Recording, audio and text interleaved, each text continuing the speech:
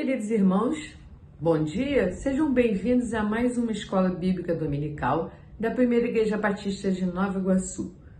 Oremos para dar início ao estudo.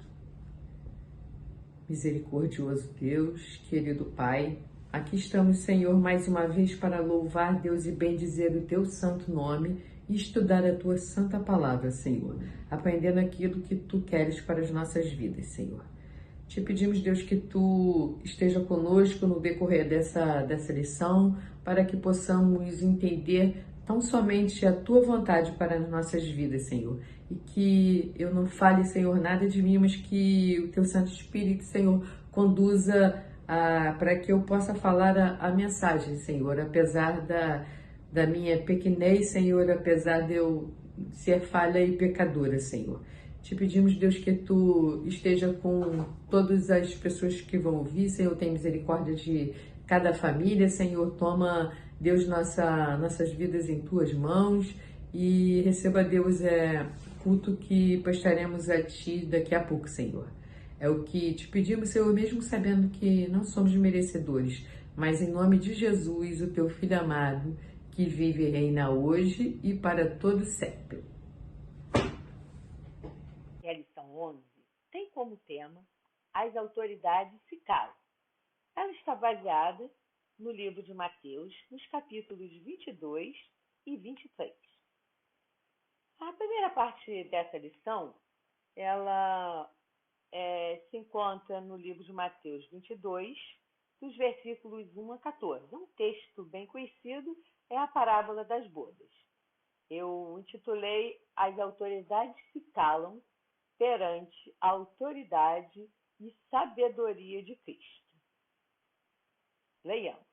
De novo, entrou Jesus a falar por parábolas, dizendo-lhes: o reino dos céus é semelhante a um rei que celebrou as bodas de seu filho.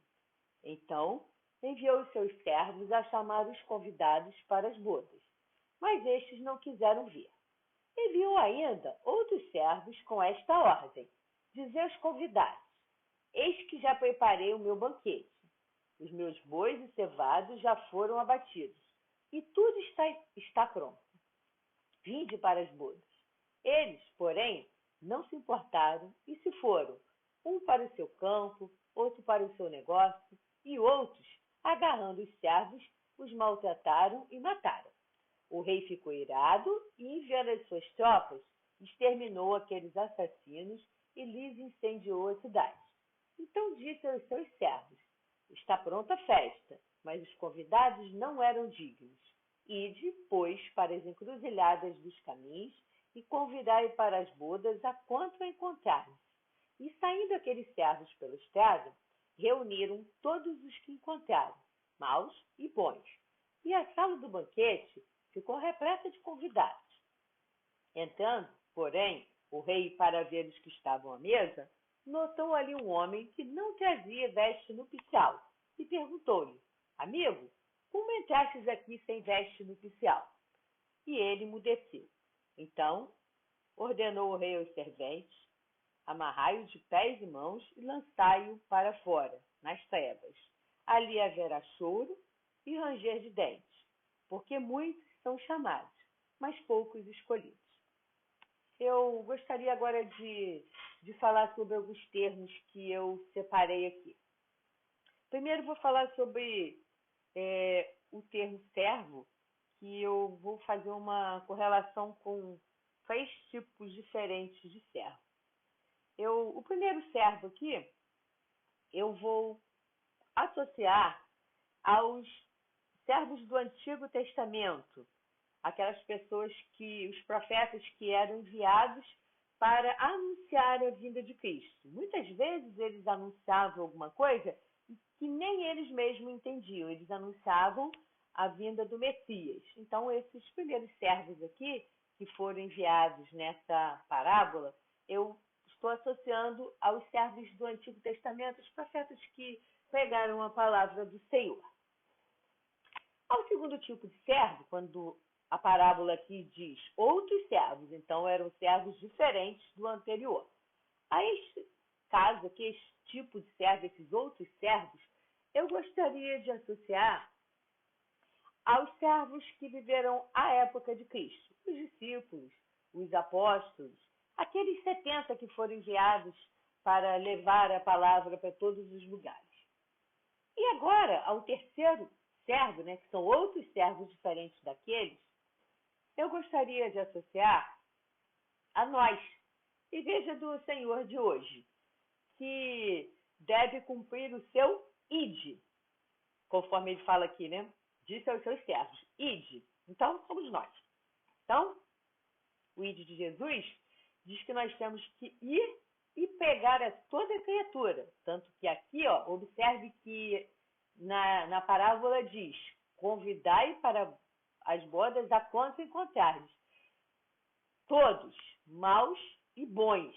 Então, para cumprirmos o ide de Jesus, temos que pegar a toda criatura, a qualquer um que nós encontrarmos pelo caminho. Julguemos esses maus ou bons, não nos cabe decidir quem deve ouvir o Evangelho. A palavra de Deus diz que tem que ser a toda criatura. Agora, eu já falei dos servos, eu gostaria de também fazer o mesmo tipo de correlação com os convidados. Os primeiros convidados desta parábola, observe que eles falaram logo, não iremos. Eles falaram assim, não, nós não iremos.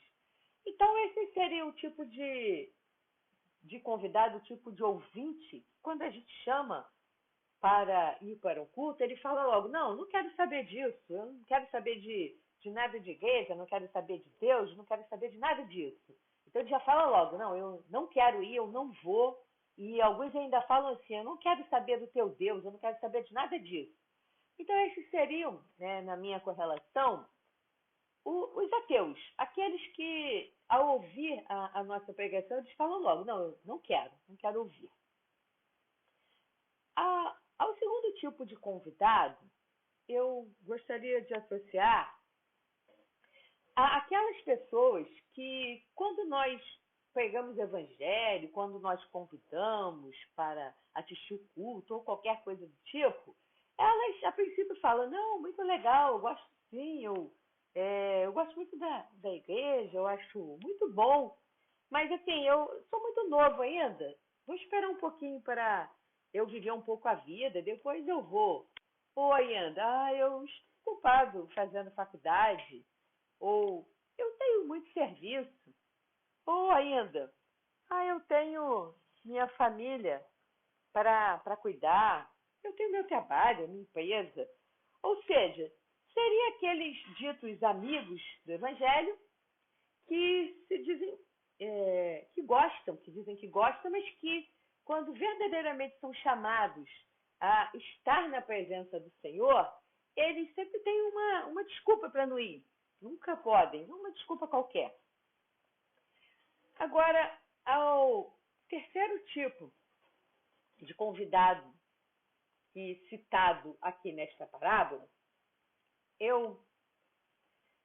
observe que esse terceiro tipo de convidado, ele aceitou o convite e ele foi, ele compareceu, ele estava na festa, mas observe que ele não estava trajado dignamente, o coração dele não estava puro.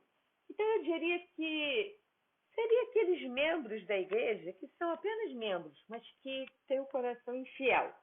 Talvez membros por décadas, talvez pessoas que tenham nascido no Evangelho, mas que não estão com a alma, com o coração verdadeiramente ligado a Cristo, não estão trajados dignamente como um cristão, não se portam como um cristão.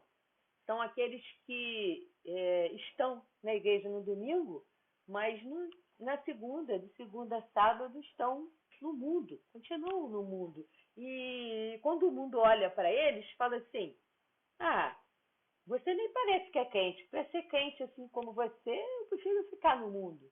Então, esse seria o terceiro tipo de convidado que eu tentei fazer aqui uma correlação entre os tipos de servos e os tipos de convidado a que a parábola se refere.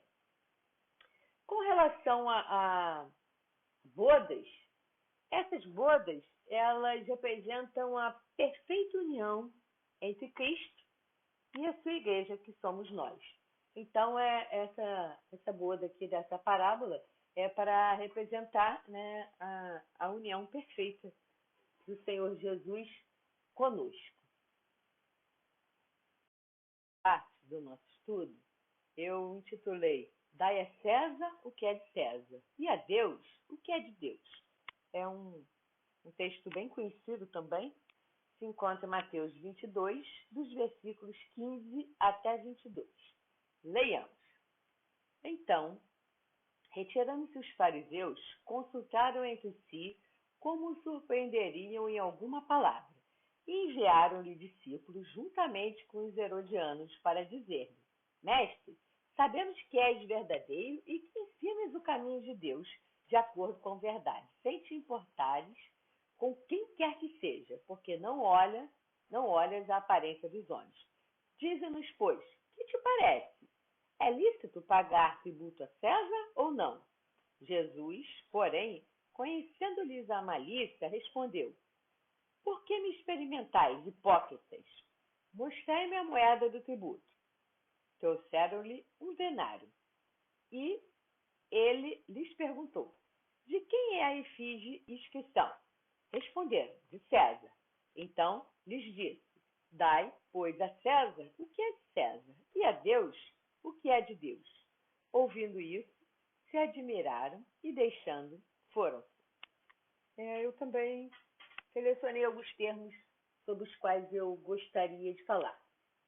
Observe que essas pessoas, ao perguntar Jesus, eles tinham um único objetivo, que Cristo falasse alguma coisa sobre a qual pudesse ser considerado culpado, pudesse ser julgado.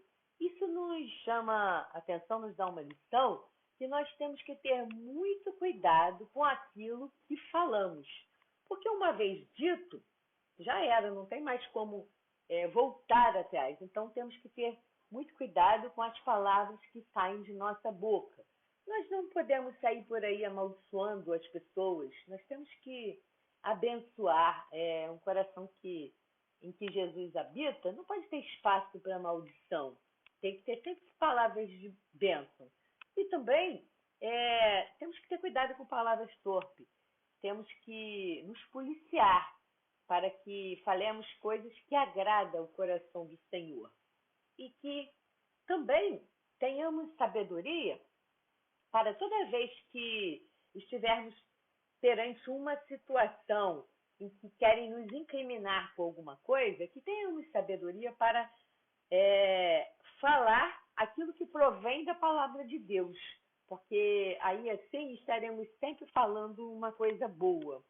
E que não entremos também em conflitos, em contendas de maneira desnecessária, para que não fiquemos discutindo coisas do mundo por aí. Então, isso não cabe a nós cristãos ficar discutindo um monte de coisa do mundo e entrando em contendas com pessoas do mundo.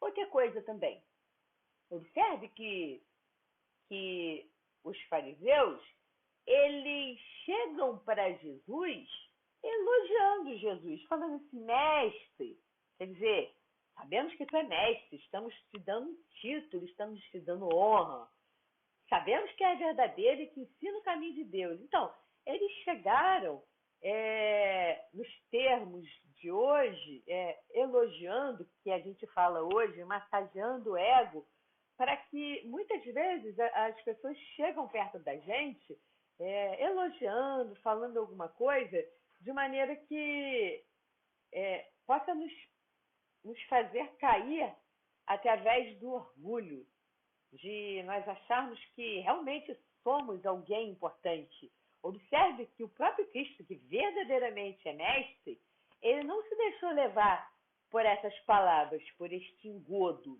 né? Então, temos que ter muito cuidado para que não caiamos nas tentações, porque o mundo vai chegar perto da gente nos elogiando, nos falando palavras bonitas, porque o pecado não chega para a gente de uma forma feia. Ele chega trajado de roupas bonitas, mas que, na verdade, é como um sepulcro caiado, né? Que por fora é lindo, mas por dentro está podre. Então, temos que ter cuidado com isso. Outra coisa também, aqui o termo tributo, eu gostaria de dar uma noção mais, uma correlação mais ampla. Na verdade, o tributo aqui poderia representar todos os deveres que nós, enquanto cidadãos do mundo, temos que cumprir. Então, pagar tributo significa agir de uma maneira geral, fazendo uma associação, agir sempre de maneira correta, pagando as dívidas, pagando os impostos, não tendo negócios escusos, não devendo aos bancos, não tendo nome no SPC, não fazendo coisas erradas, tendo a firma, o emprego, seja lá o que for, honesto, tendo o dinheiro para o seu sustento, o dinheiro vindo do seu trabalho, do suor do seu rosto, e não vindo de dinheiro ilícito, não recebendo propina. Enfim, agindo verdadeiramente como um cidadão deveria agir. Então, são todas as nossas responsabilidades e nossos deveres constitucionais. Então, de uma forma mais ampla, o tributo seria tudo isso. Outra coisa também que eu gostaria de chamar a atenção. Cristo, em sua infinita sabedoria, respondeu a eles para que eles dessem a César o que fosse de César e a Deus o que fosse de Deus. Quer dizer, Deus não quer a honra do mundo. Deus não quer esse tipo de honra. Mas, por outro lado, Deus também não quer que demos sua honra ao mundo. Então, aquilo que é de Deus deve ser dado a Deus. A Deus toda honra e toda glória. Perfeito louvor apenas ao Senhor. Eu não tenho que adorar ao mundo. Mas, muitas vezes, vemos que existem muitas pessoas que adoram ao dinheiro, acham que o dinheiro é o seu Deus, o dinheiro vai resolver tudo, resolve todos os seus problemas, quem tem dinheiro está bem, então se eu quero estar bem, eu preciso só ter muito dinheiro. Se isso fosse verdade, não veríamos pessoas milionárias, famosas, se suicidando, né? Tanto que o dinheiro não resolve o problema, porque diversas vezes vemos, né, e tomamos conhecimento principalmente de pessoas famosas, porque a mídia relata o fato, né? Mas tem anônimos também nessa situação. Então, muitos estão adorando o dinheiro, vivendo em função de ter cada vez mais dinheiro, ainda que para isso precise fazer qualquer coisa errada, precise abandonar as coisas do Senhor. Outros até estão cultuando o corpo. Acho que ser feliz é ter aquele corpo perfeito, aquela barriga chapada, ou aqueles músculos, ou ainda aquele cabelo, ou seja lá o que for, né? Que o mundo dá tanto valor. Então, temos que ter cuidado para que não caiamos nesse tipo de cultura que nunca vai ser suficiente.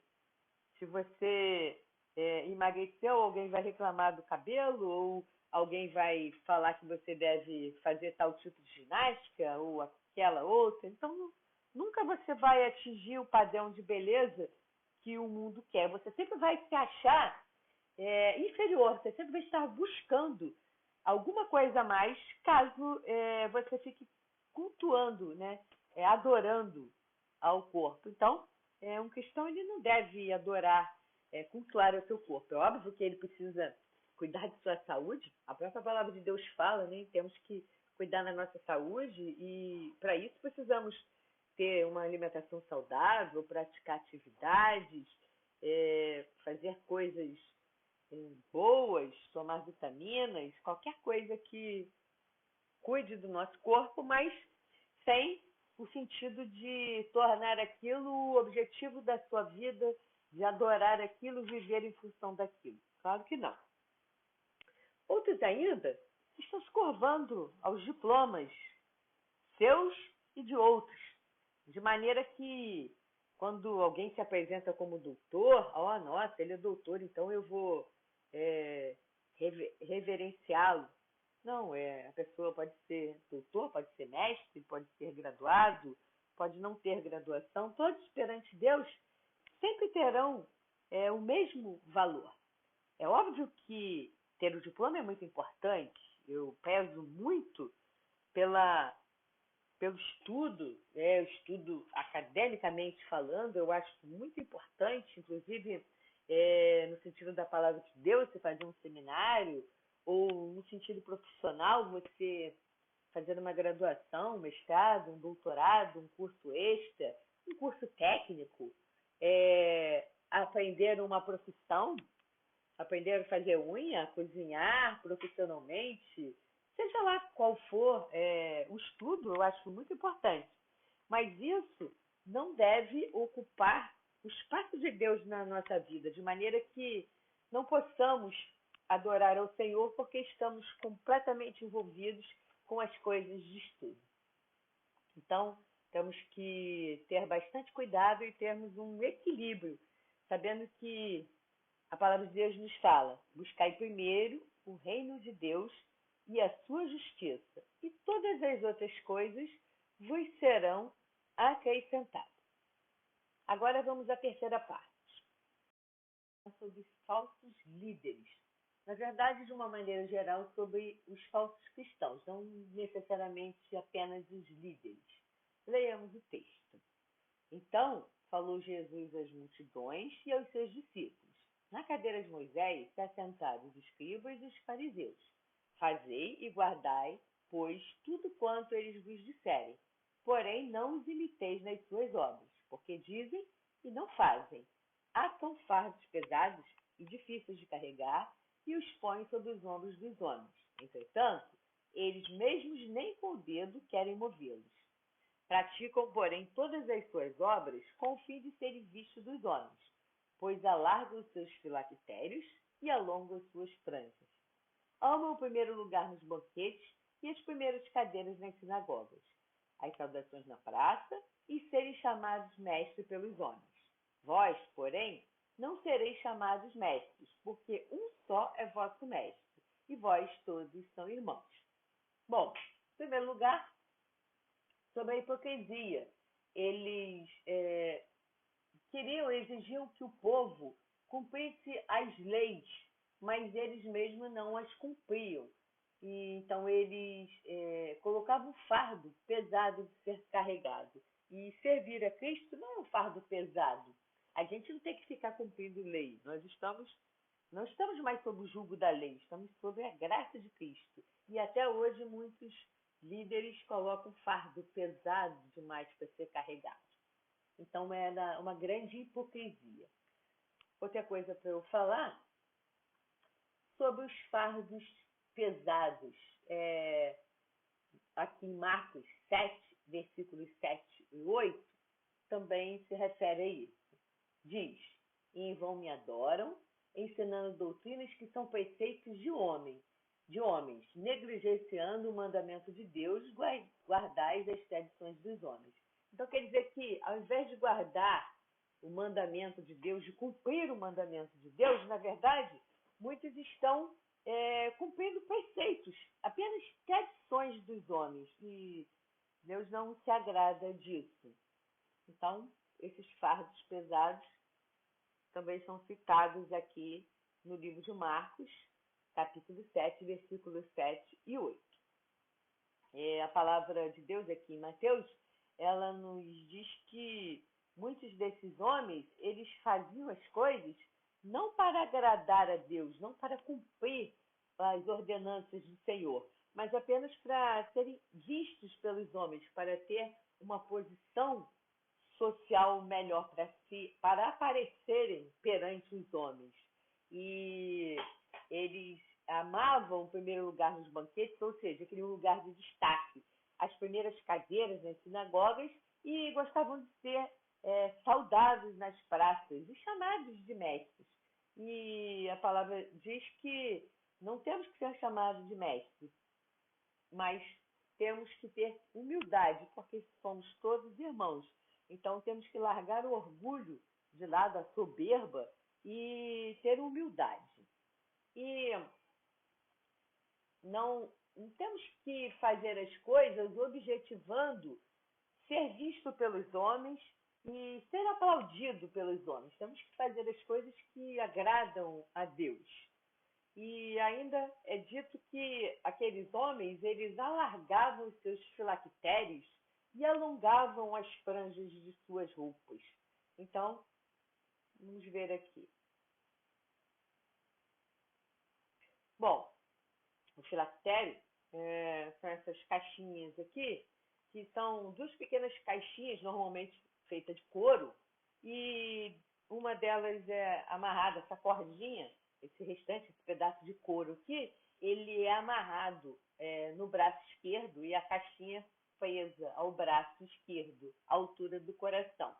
E a outra caixinha, ela é amarrada à testa da pessoa com o uso dessas cordinhas aqui feitas de couro. Então fica uma caixinha dessa na testa e a outra caixinha é atada ao braço esquerdo à altura do coração. E dentro dessas caixinhas eram colocados pedaços de pergaminho contendo as seguintes passagens bíblicas. A primeira é Êxodo, foi Êxodo de 1 a 10. A segunda, de Êxodo 3 ainda, de 11 a 16.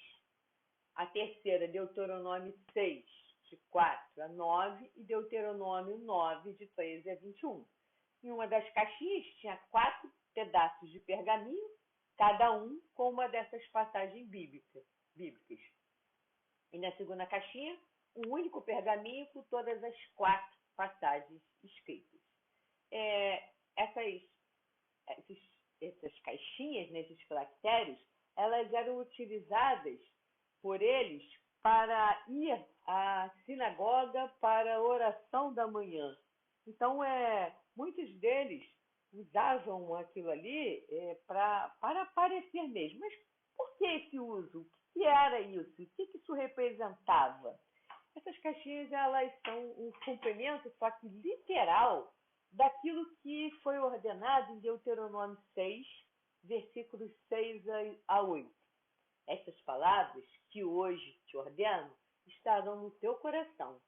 Também as atarás como sinal na tua mão e te serão por frontal entre os olhos. Então, assim, Deus mandou que nós atássemos a palavra ao nosso coração e utilizássemos como frontal entre os olhos.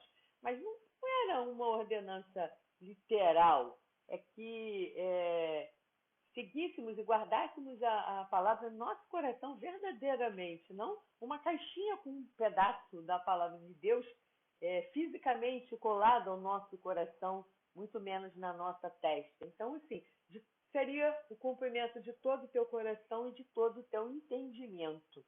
E então essa daqui era o que eles faziam. Eles tinham esses filactérios e eles gostavam de mostrar que o zelo que eles tinham pela palavra, pelo fato deles estarem utilizando isso daqui, que seria o cumprimento, cumprir, né, o que estava escrito aqui, conforme nós lemos em Deuteronômio.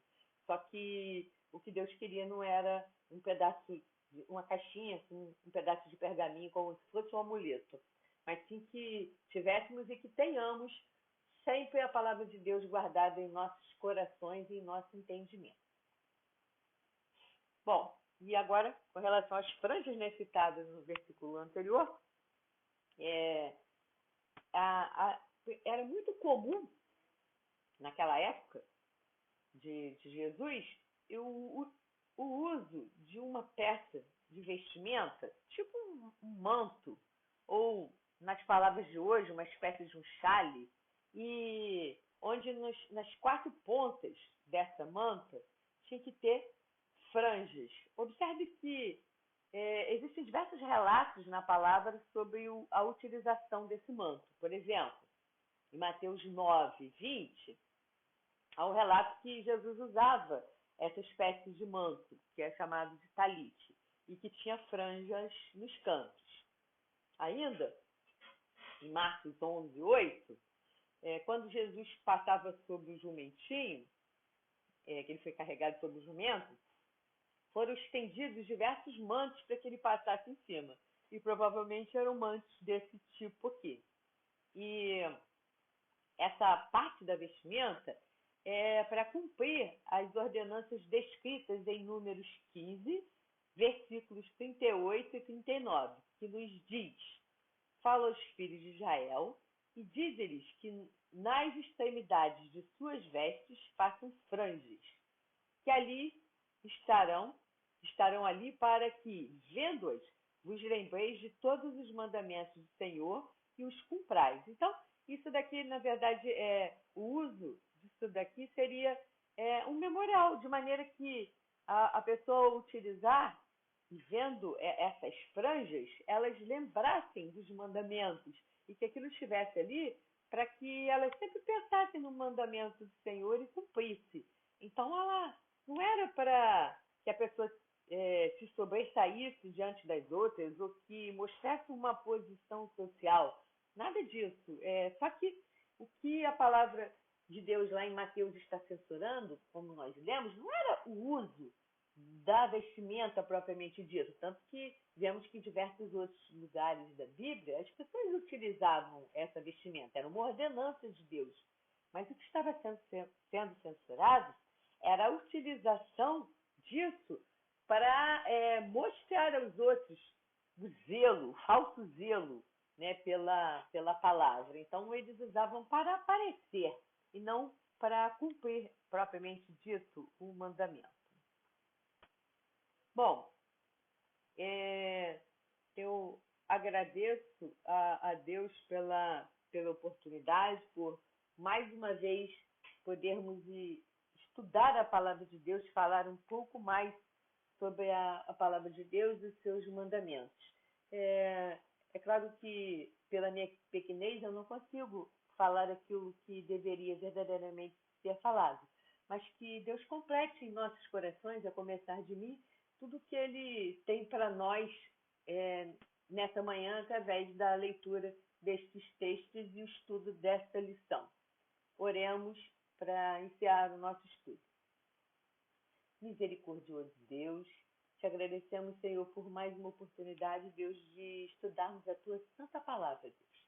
Te agradecemos, Deus, porque temos essa oportunidade de estar em Tua casa, enquanto muitos, Senhor, que gostariam de estar, não podem, Deus.